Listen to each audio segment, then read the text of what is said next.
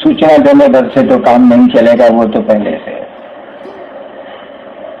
हम लोग चाहते हैं कि हम लोग दूसरों को समझाएं और ऐसा समझाएं कि वो शिव को अपना गुरु माने। सच मानिए तो इस पूरे कार्यक्रम का, 3 दिनों के कार्यक्रम का यही प्रयोजन था, यही प्रयोजन है और भविष्य में भी ऐसे कार्यक्रमों का प्रयोजन यही रहेगा। जहाँ तक व्यवस्था की बात, इतने लोग बोल चुके, इतना उत्तर भी हुआ, आप भी व्यवस्था को समझते हैं, जो जिनको आपने अपना पदाधिकारी चुना है, बनाया है, वो भी इस बात को समझते हैं। इसको जल्दी से जल्दी लागू करने की जरूरत है, इसको कागज के पन्ने से व्यवहार में लाने की जरूरत है, इसको अमल करने की जरूरत है। कतिपय शिकायत भी आई, शिकायत थी नहीं, वो शिकायत भी आई, उसको ऐसा मानना कि खुले मंच से शिकायत हुई है। ये खुला मंच नहीं है, ये कार्यशाला का मंच है और पूरे क्षेत्रों से चुने हुए लोग आए हैं जो शिव कार्य में रुचि रखते हैं, शिव कार्य में सजग हैं, तत्पर हैं। इसलिए ऐसा नहीं माना जाना चाहिए कि मंच से ऐसा कह दिया गया, वैसा कह दिया गया।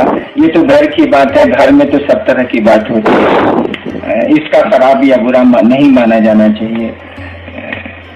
और गलतियां तो होती हैं, वो हमसे हो या आपसे हो, गलतियां तो होती हैं। गलतियां बहुत महत्वपूर्ण नहीं है, गलतियों को हटा लेना ज्यादा महत्वपूर्ण है। गलती तो आदमी है तो करेगा।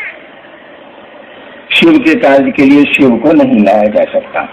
महादेव के काम के लिए महादेव दूसरों के गुरु हो जाएं, एक एक आदमी उस शिव से जुड़ जाए, इस काम के लिए तो महादेव को ढूंढ के नहीं लाइएगा। और महादेव को खुद कर लेना होता तो आज 14,000 साल का इतिहास हमारे आपके पास है। शिव लोगों के गुरु नहीं हुए, आम लोगों के गुरु नहीं हुए, आम जनमानस के गुरु नहीं हुए वो, यानी करना तो हमको आपको ही पड़ेगा। और शिष्य हैं हम, आप तो करेगा दूसरा कौन। गुरु का हाथ पांव ही होता है, शिष्य का भी सब कुछ होता है गुरु, और गुरु के लिए भी सब कुछ होता है उसका शिष्य। दोनों के मिलने से ये गुरु शिष्य की परंपरा चलती है। गुरु की कुर्सी का कोई अर्थ नहीं है अगर उसका कोई शिष्य न हो, और शिष्य के लिए भी अगर गुरु न हो तो वो शिष्य हो ही नहीं सकता। एक दो लोगों ने कहा कि दूसरे देवी देवताओं का सम्मान नहीं किया जा रहा है, ऐसा कभी नहीं। आपने उसको समझा दूसरी तरह से। बहुत अपनापन जहाँ होगा ना, वहाँ थोड़ा आवेश होगा। बहुत अपनापन जहाँ होगा वहाँ थोड़ा आवेश होगा।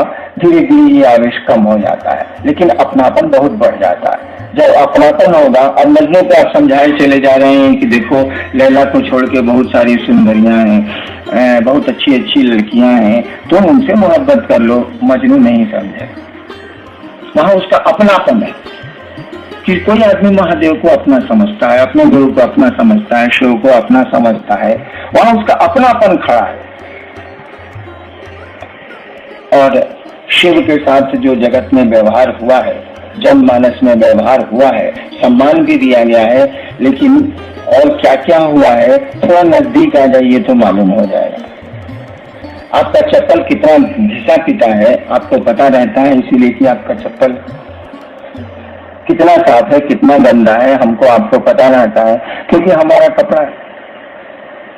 ठीक उसी तरह से जिस दिन ये मन समझने लगेगा कि वह महादेव मेरा है, उस दिन उसके बारे में बहुत सारी चीजों का आपको पता चलेगा। कहीं दुख भी होगा, कहीं प्रसन्नता भी होगी। जब आपकी समझ बढ़ेगी तो बहुत सारे बिंदुओं पर लगेगा कि यहाँ अन्याय हुआ है, बहुत सारे बिंदुओं पर लगेगा कि यहाँ न्याय हुआ है। जब लगेगा कि अन्याय हुआ है तो थोड़ा आवेश आएगा, जब लगेगा कि न्याय हुआ है तो थोड़ी खुशी होगी। इसलिए इन चीजों को समझने की जरूरत है। इन चीजों पर बहुत ज्यादा दिमाग दौड़ाने की जरूरत नहीं है। आदमी के रूप में हमको आपको सबका सम्मान करना सीखना चाहिए, वो ठीक। लेकिन अपनापन होता है, वो जैसा भी है उसी का है।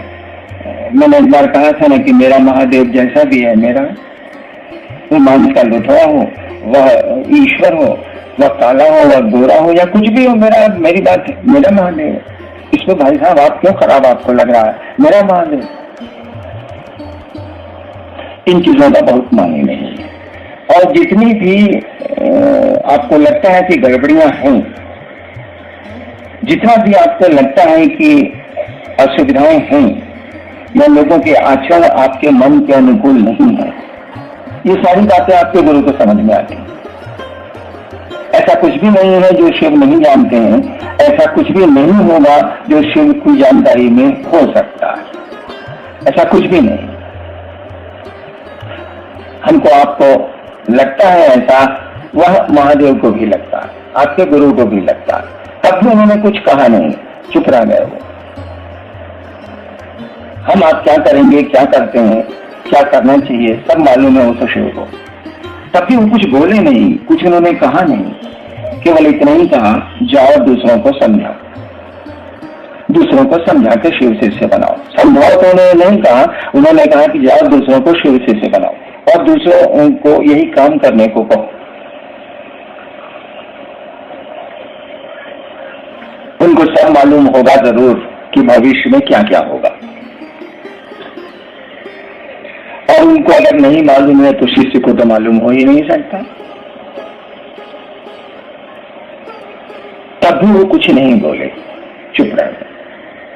क्यों चुप रह गए, इसका उत्तर तो उन्हीं के पास है। जो हम लोगों ने सुना उतना ही बोल सकते हैं।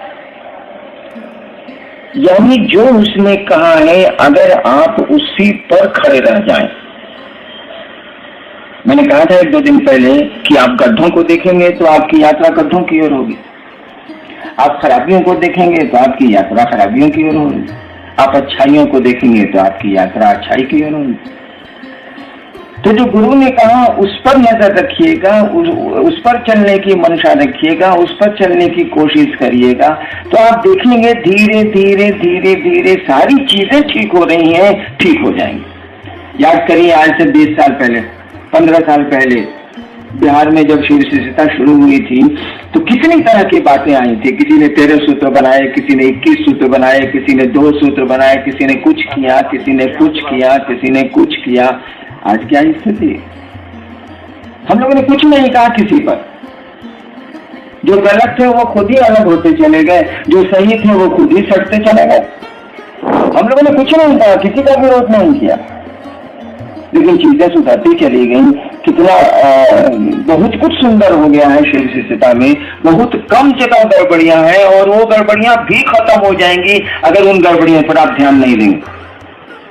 अगर ध्यान देंगे तो वो रहेंगी, ध्यान नहीं दें, गुरु जो कहते हैं उस पर ध्यान दें, वो चीजें धीरे धीरे खत्म हो जाएंगी। अगर नहीं खत्म होती तो शिव जरूर बोलते, वहां भी कोशिश करने की जरूरत होती तो महादेव जरूर कहते कि उस जगह भी हिट करना, उस जगह भी कोशिश करना। नहीं बोले वो। ऐसे ही उसको गुरुओं का गुरु नहीं कहा जाता है, ऐसे ही वो गुरुओं का मालिक नहीं बना हुआ है जिसके एक वाक्य से संसार की चीजें शिव की ओर घूम सकती हैं, उसी का नाम है महादेव। एक वाक्य उसने कहा, जाओ दूसरों को शिव का शिष्य बनाओ। इतनी सी बात आपको पता हो या नहीं हो, संसार की सारी सिद्धियां इसी आदेश में है, संसार का सारा भोग इसी आदेश में है।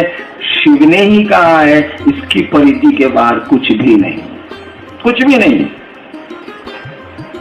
अगर होता तो वो जरूर बोलते, और हम लोगों ने तो अपने जीवन में देखा उसके बाहर कहीं कुछ नहीं। संसार की कोई सिद्धि उसके बाहर नहीं है, कोई समृद्धि उसके बाहर नहीं है, कोई सुख उसके बाहर नहीं है, कुछ भी उसके बाहर नहीं है। आध्यात्म जैसी दुनिया उसमें सिमट गई है, बिल्कुल एक मुट्ठी में आ गई है, मात्र उसकी एक पंक्ति में। गुरु इसको कहते हैं।